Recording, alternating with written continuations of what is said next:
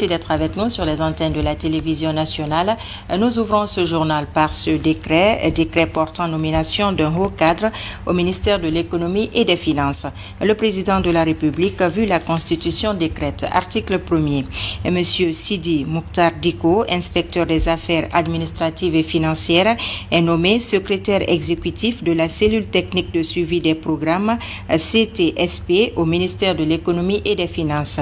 Article 2, le président décret qui prend effet à compter de sa date de signature sera enregistré et publié au journal officiel de la République, qu'on a créé le 5 août 2020, professeur Alpha Condé. Le RPG Arc-en-Ciel a débuté sa convention nationale ce mercredi. Durant 2 jours, les délégués régionaux, nationaux et internationaux vont échanger sur le fonctionnement du parti et désigner son candidat pour la prochaine élection présidentielle. La cérémonie a été présidée par le Premier ministre Hadi Camara du bureau de presse de la primature. L'auditorium du Palais du Peuple couleur du RPG Arc-en-Ciel. Le parti de la mouvance présidentielle tient sa convention nationale en présence de la première dame de la République, Adjadjane Kondé, membre du bureau politique national. Le premier ministre chef du gouvernement, Dr Ibrahima Kassory Fofana, a placé la cérémonie sous l'angle de la réflexion sereine pour ouvrir un nouveau destin à la Guinée. À coups de chiffres et de faits concrets, Dr Ibrahima Kassory Fofana a fait le panorama élogieux des réalisations de ces 10 dernières années sous le leadership du professeur Alpha Condé. Nous sommes en mesure de dire, sans aucun risque d'être démenti, que les 10 dernières années de la gouvernance Alpha Condé ont marqué le décollage économique de la Guinée.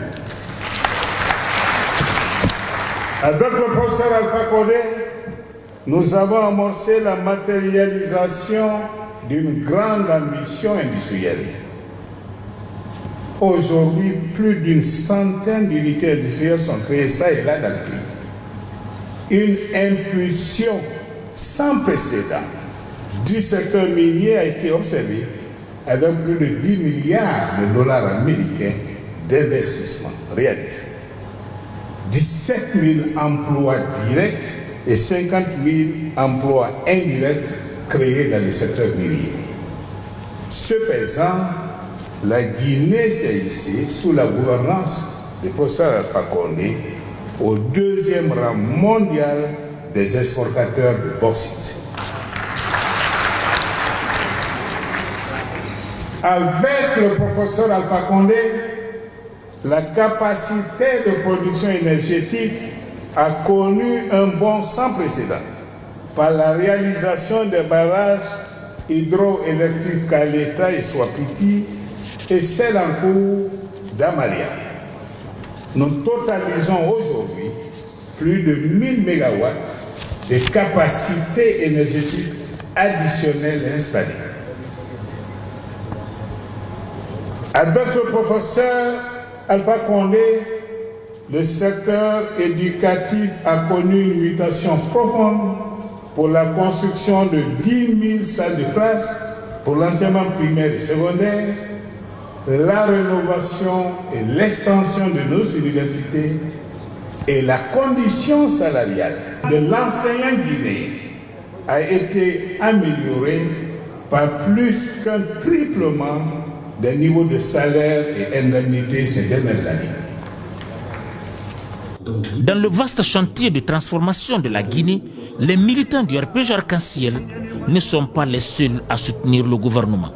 Des acteurs politiques divers, dont certains venus de l'opposition, apportent leur confiance totale au président de la République dans le processus de développement inclusif et durable de la Guinée. Nous avons donc quitté l'opposition pour des raisons objectives, parce qu'avant d'être des politiciens, nous sommes d'abord des citoyens guinéens et que nous voulons du développement de ce pays. Donc nous sommes très bien placés pour vous dire que devant tout ce panel d'hommes politiques, devant ce personnel politique existant aujourd'hui, le professeur Alpha Condé n'a pas de concurrent pour le moment.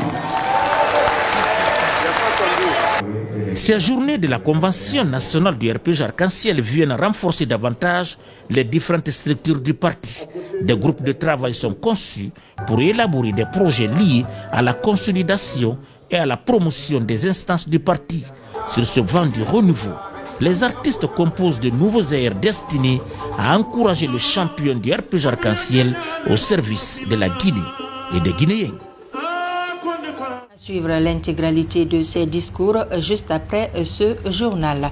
Il faut rappeler que cette convention, c'est aussi le message des différents délégués. Ils sont venus un peu partout du pays et de l'étranger pour démontrer que leur voix compte. Réaction croisée des délégués de la base dans ce reportage de Mamadi Terna Kamisoko. Près de 400 délégués venus de l'intérieur et de Conakry, de représentants de partis politiques à l'étranger, des ministres, des députés, ainsi que des partis alliés prennent part à ce rendez-vous politique. Pour la présidentielle du 18 octobre, le RPG Arc-en-Ciel veut faire un choix utile et consensuel en écoutant toutes les instances du parti. Les 2 jours de débat mettront l'accent sur les acquis de la gouvernance pendant ces 10 dernières années. Des acquis qui vont sans nul doute guider la prise de décision de la base à l'occasion de cette convention nationale. Le professeur Alpha Condé est notre champion. Il faut travailler avec lui pour mieux le connaître. Il faut être à côté de lui pour mieux le connaître. Mais ce qui reste clair, en Guinée, ce qui a été fait n'est pas bâti sur du sable mouvant. C'est visible. Cette assise est le couronnement d'un travail acharné mené sur l'ensemble du territoire national. D'abord des conventions régionales, ensuite celles des partis alliés. Un processus démocratique qui obéit à la vision politique de son leader historique, le professeur Alpha Condé. Les assises préfectorales ont regroupé les sections RPG Arc-en-Ciel de Kindia, qui ont unanimement fait le choix. Ce choix est porté sur son excellence professeur Alpha Condé. À la convention régionale qui a regroupé les délégués de la région administrative de Kindia, à savoir les préfectures de Koya, Forekaria, Dubreka, Kindia et Tilmili, la convention régionale a confirmé la proposition de candidature portée sur son excellence professeur Alpha Condé. Nous venons à la convention nationale porteur de ce message de la région administrative de Kindia. Dès ce jeudi, les Guinéens seront édifiés sur l'homme qui portera le flambeau du RPG Arc-en-Ciel lors du scrutin présidentiel d'octobre. Eh bien, on parle de convention d'un parti. Qu'est-ce que c'est? Que représente-t-elle dans la vie d'une formation politique? Notre rédaction s'est intéressée au sujet. Suivez ces quelques éléments de réponse avec Maurice Sidibé. La convention nationale est un rendez-vous politique qui permet à toutes les instances du parti de se déterminer sur le choix de leur candidat pour la présidentielle. Inscrite dans les statuts et règlements intérieurs, elle est organisée à la veille de chaque élection législative et présidentielle. Au cours des assises de cette convention, les leçons des élections passées seront tirées pour aller sur de nouvelles bases. Une commission travaille sur la stratégie politique à définir en vue d'aborder l'échéance électorale en vue. Une tradition qui se concrétise de nouveau avec la présidentielle du 18 octobre 2020. La convention nationale d'un parti, c'est un congrès qui est inscrit dans le statut et règlement intérieur. Avant chaque échéance électorale, le RPG tient une convention pour la désignation de ses candidats. On peut le faire avant les élections législatives pour la désignation des candidats aux députations. Et à la veille de chaque élection présidentielle, nous tenons une convention pour désigner le candidat du parti. La convention est un moment d'animation politique qui sert de grande démonstration de force, de vitalité et d'union au sein d'un parti politique sur le terrain. Les assises de cette convention nationale du RPG Arc-en-Ciel devraient entériner les décisions prises lors des conventions régionales déjà tenues par le parti au pouvoir. Quand je vois un tel événement organisé dans mon parti, ça prouve la vitalité, la démocratie et l'animation au sein du RPG Arc-en-Ciel qui, malgré les vicissitudes depuis la clandestinité jusqu'à l'accession au pouvoir du professeur Alpha Condé, a su résister au temps et continue à être le parti majoritaire en Guinée, mais le parti alternatif en Guinée. Le RPG Arc-en-Ciel est une structure pyramidale. Dès l'instant il faut être logique et conséquent avec soi-même. Ou à la base, depuis le comité de base, les sous-sections, les sections, à partir du moment où ces structures se sont prononcées et que la décision finale revienne au bureau politique national et au comité central, la logique voudrait que nous tenions compte de l'appel lancé par la base et qui doit être transmis à qui de droit. Cette convention nationale des RPG Arc-en-Ciel est organisée par une commission mise en place, pilotée par le coordinateur régional de la CODEC, Coalition démocratique pour le changement dans la continuité. Les travaux durent des jours. Maurice Sidibé, il faut préciser que cette rencontre se tient dans le strict respect des mesures sanitaires. Sur 300 tests effectués, on note 15 cas positifs de Covid-19. Une information confirmée par l'Agence nationale de sécurité sanitaire sur sa page Facebook. Les malades sont actuellement pris en charge dans les centres de traitement. Reportage Saint-Martin Francine-Adounou. Le palais du peuple ce matin, aux couleurs du parti Rassemblement du peuple de Guinée, RPG Arc-en-Ciel. Militants, sympathisants et membres des partis alliés se mobilisent. Ils participent à la convention nationale de leur formation politique. Sécurité sanitaire oblige. Sur l'esplanade, les stands sont installés pour permettre aux participants de se faire dépister volontairement contre le coronavirus avant d'accéder à la salle qui abrite l'événement. S'il y a quelque chose qui ébranle l'humanité tout entière, c'est cette pandémie. Alors que je trouve une organisation aussi bonne que ça, pour permettre aux gens de savoir eux-mêmes ce qu'ils ont en eux par rapport à leur propre santé vis-à-vis de cette pandémie, je n'ai pu qu'apprécier l'œuvre du gouvernement en la matière, notamment le ministère de la Santé. Cette campagne de dépistage est initiée par l'Agence nationale de sécurité sanitaire à travers le comité d'organisation de cette convention. L'exercice se déroule en un temps record et les résultats sont rassurants. Hier, aujourd'hui, on a eu plus de 600 et quelques qui ont été testés. C'est-à-dire donc que ça a été une très bonne chose pour nous permettre non seulement d'extirper les cas positifs de nos rangs, mais de se battre à rompre la chaîne de contamination. L'ANSS a été saisie, nous avons décidé de faire tester tous ceux qui doivent participer à cette rencontre. À l'intérieur, les membres du gouvernement en première loge, députés, délégués régionaux, nationaux et représentants du RPG Arc-en-Ciel à l'étranger, ainsi que les partis alliés participent au débat. Tous sont soumis au respect strict des mesures de prévention contre le Covid-19, dont la distanciation sociale. Politique toujours, un mouvement est né à Conakry, ça s'appelle Mouvement Les Jaunes. Son objectif est de défendre les idéaux du président de la République. Compte rendu Diamoukaba. De toute obédience confondue, ces jeunes sont fiers des actes posés par le président de la République. À travers un défilé à Kaloum, ils s'engagent à être le relais pour porter le bilan du chef de l'État auprès des populations. Pour y arriver, un mouvement de soutien au professeur Alpha Condé est lancé. Baptisé Mouvement Les Jaunes, il repose sur un principe, celui de défendre les idéaux du professeur Alpha Condé à la tête du pays. Le Mouvement Les Jaunes est une initiative qui est venue d'un groupe de jeunes que j'ai eu la chance de côtoyer, des associations, des entités, plusieurs personnes que j'ai eu à côtoyer. On s'est décidé de se mettre ensemble pour créer un mouvement, une vague citoyenne sociale et politique pour accompagner pleinement le président de la République, car nous sommes complètement convaincus afin qu'il puisse continuer les chantiers qu'il a déjà entrepris. Ce qui est intéressant, c'est que ce sont des jeunes qui parlent aux jeunes et qui partagent avec eux les valeurs de paix, de tolérance et de progrès, les valeurs du professeur Alpha Condé, et qui essayent de s'impliquer dans la construction de leur propre avenir. C'est extrêmement important. Pour les initiateurs, la mobilisation représente une véritable stratégie axée sur les acquis politiques et socio-économiques de la Guinée durant les 10 dernières années.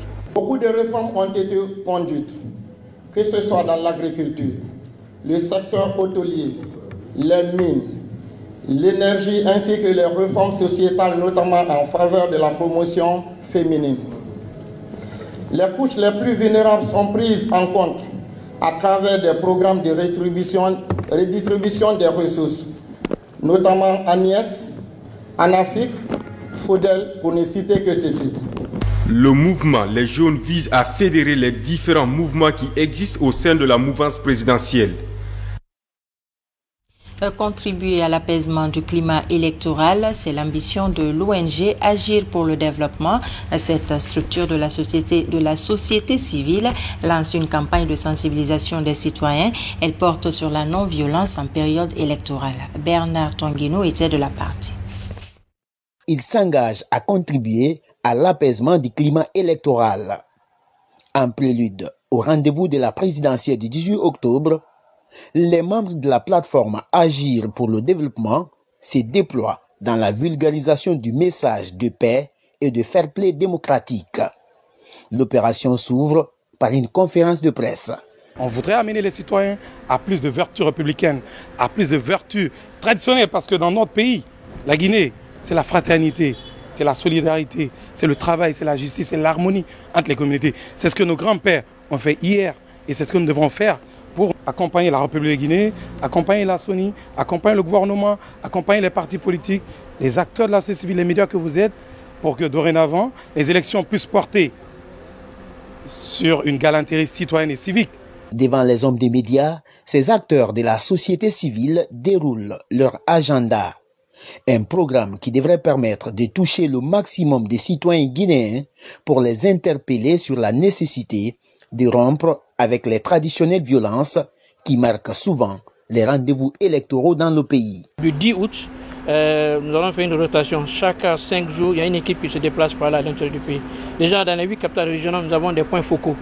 Voilà, donc ces points focaux déjà font le relais déjà de la communication qui est faite aujourd'hui. Si une organisation de la société civile, en l'occurrence Agir pour le développement, nous interpelle sur la nécessité d'une élection apaisée, nous ne pouvons que saluer et encore remercier cette initiative de cette organisation de la société civile, parce qu'il faut dire, la CENI, en tant qu'institution constitutionnelle chargée d'organiser toutes les élections politiques et référendums, est résolument engagée pour une élection présidentielle apaisée. Cette campagne, dénommée Voix citoyenne, va se pencher également sur la sensibilisation et l'information des citoyens autour des différentes étapes à observer dans un bureau de vote. Un dossier éducation à présent, l'entrée en 7e donne le coup d'envoi des examens nationaux. Et cette année, plus de 250 000 candidats affrontent les épreuves. L'évaluation va durer 3 jours. Sadou Bari, Mamaïsata Kamara. La montée des couleurs, fouille corporelle des candidats avant le lancement des premières épreuves du certificat d'études élémentaires. Au centre de Tombo-On, dans la commune de Kaloum, c'est la mère qui ouvre la première enveloppe de la journée. Ces jeunes sont l'espoir de la Guinée. Ces jeunes sont nos futurs médecins, nos futurs ministres, nos futurs ingénieurs. Donc le message que nous leur avons donné, c'est d'abord commencer par leur souhaiter très bonne chance à cet examen, de passer cet examen dans la discipline, sans la fraude qui n'est d'ailleurs pas possible avec la distanciation qui est très bien respectée, nous avons constaté dans la salle de classe. Pour les examens de fin d'études élémentaires de cette année, le centre de Tombo 1 reçoit plus de 248 candidats, parmi eux 77 filles. Les dispositifs mis en place rassurent les délégués. Au cours de cette première journée, les candidats ont abordé les épreuves de rédaction et de géographie. Ils sont déterminés à réussir leur examen. Je suis prête à affronter l'examen parce que j'ai bien révisé mes leçons. Je suis sûre de moi. Ils sont au total 260 790 candidats, dont 114 367 filles à affronter à travers tout le pays le certificat de fin d'études élémentaires pour la session 2020. L'une des particularités de cette session est la permutation des DCE et DPE sur l'ensemble du territoire national. 2020 est une année particulière. Le pays est en état d'urgence sanitaire et c'est dans ce contexte que les candidats font face à leur destin. Toutes les dispositions sont-elles prises pour mettre les enfants à l'abri de la pandémie de Covid-19? Mounir Bari et Valérie Talimani ont sillonné quelques établissements. Voici leur constat. Des examens nationaux démarrés dans un contexte de crise sanitaire. Dans les établissements scolaires et centres d'examen de la capitale, le respect des mesures sanitaires est de mise. Des kits sont installés partout, le lavage des mains, le port de masque et la distanciation sociale sont exigés. Un dispositif pour éviter la propagation de la pandémie dans les centres d'examen. On a dit à tous les enfants de porter les bavettes, ça a été fait. Et dans les salles, je viens de sillonner, j'ai constaté que ça a été respecté par les candidats et par les surveillants. Nous ouvrons ces examens-là pendant une période de pandémie. Mais nous avons constaté qu'au niveau de toutes les salles, il y a un kit sanitaire. Les enfants ont leur bavette, l'encadrement, n'est-ce pas, les surveillants ont leur bavette. Donc les mesures barrières sont respectées. Au lycée Ahmed Sékou Touré dans la commune de Matuto par exemple, les premières épreuves sont lancées sous la bannière du strict respect des mesures sanitaires. Les autorités en charge de la santé, responsables éducatifs communaux, élus locaux et agents de santé veillent au respect des gestes barrières. Vous constatez, même dans la cour, il y a des kits posés un peu partout et chaque classe, chaque salle d'examen, il y a des kits par salle de classe. D'abord, les dispositions sont prises dans toutes les écoles, concernant les dispositifs sanitaires.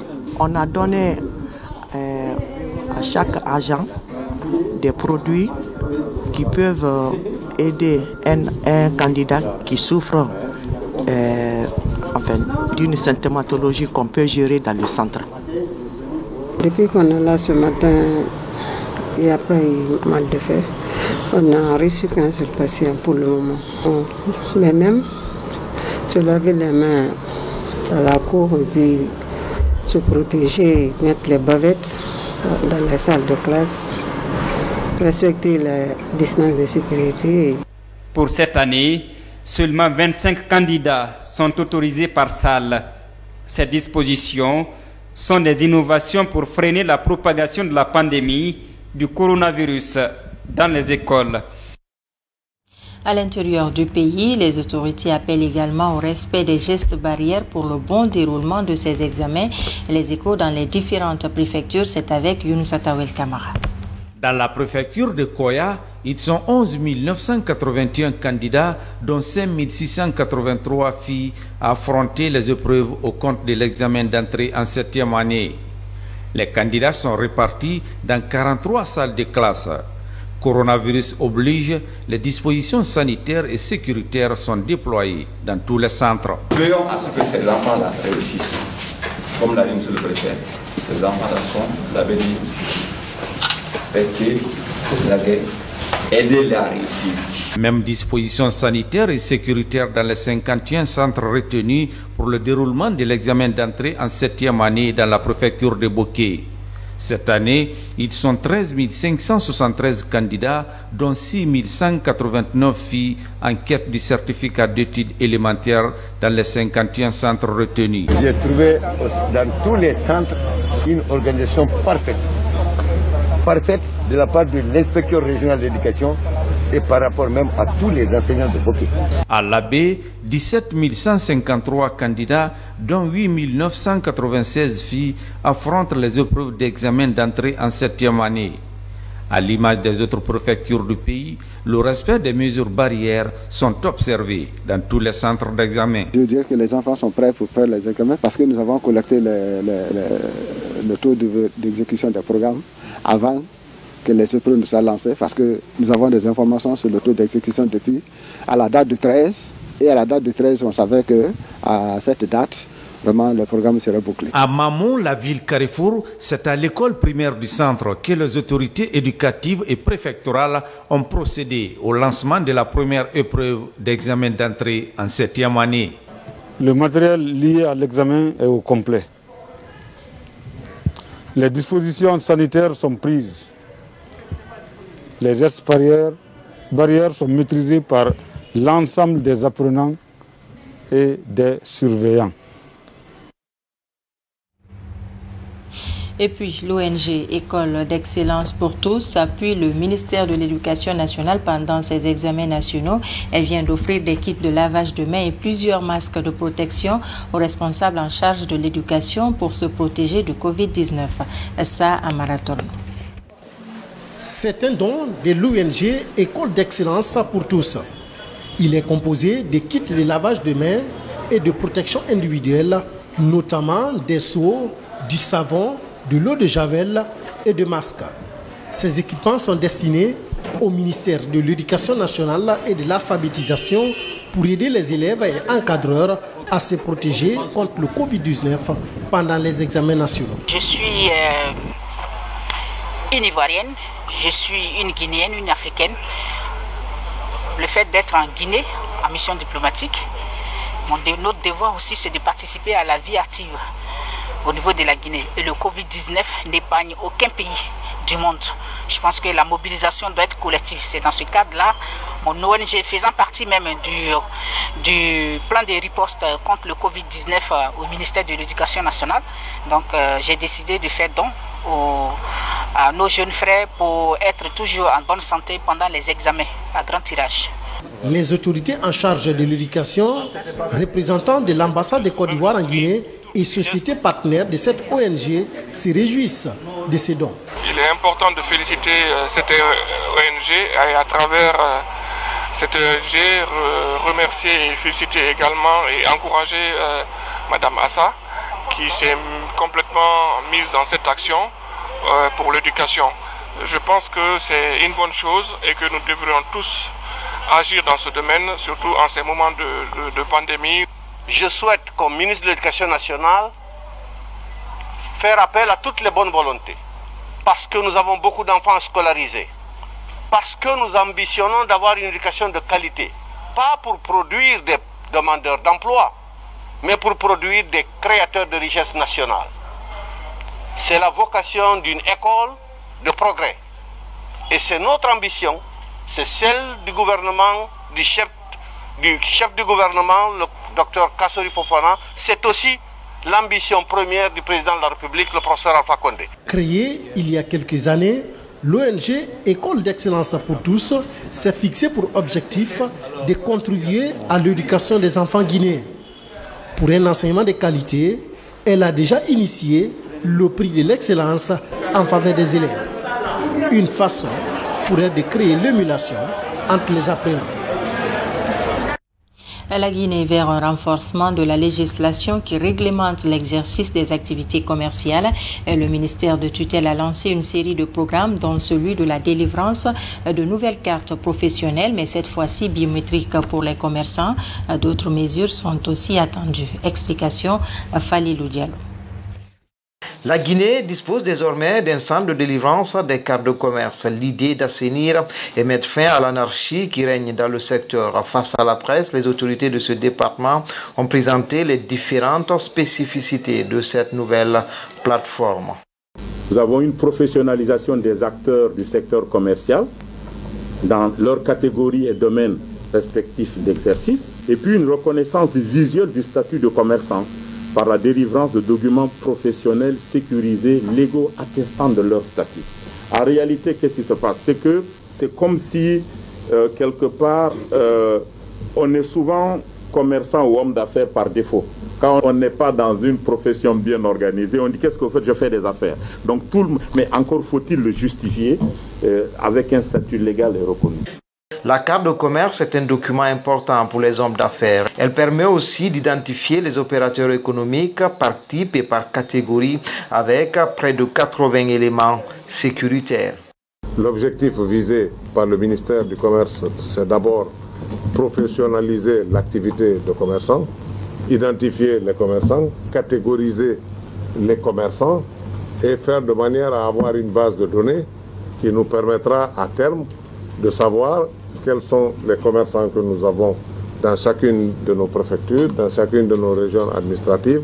Cela est extrêmement important pour pouvoir se projeter dans des politiques publiques cohérentes afin d'accompagner les acteurs dans le secteur du commerce. Avec cette nouvelle carte de commerce, le département en charge du secteur compte ainsi moderniser la profession commerciale tout en améliorant le climat des affaires en Guinée. Direction le parc du Moyen Bafing où la formation des éco-gardes se poursuit. Il s'agit d'outiller ces personnes afin qu'elles puissent être capables de protéger la biodiversité du parc. Et c'est dans le cadre du projet de création du plus grand refuge de chimpanzés en Afrique de l'Ouest. Alpha Isiagaba, Sarafdin Diallo. Dans le Moyen Bafing, le processus de création du plus grand parc de chimpanzés de la sous-région se poursuit. Pour garantir la sécurité et la riche biodiversité et renforcer les équipes sur le terrain, il est entrepris la formation et le recrutement de 22 nouveaux éco-gardes.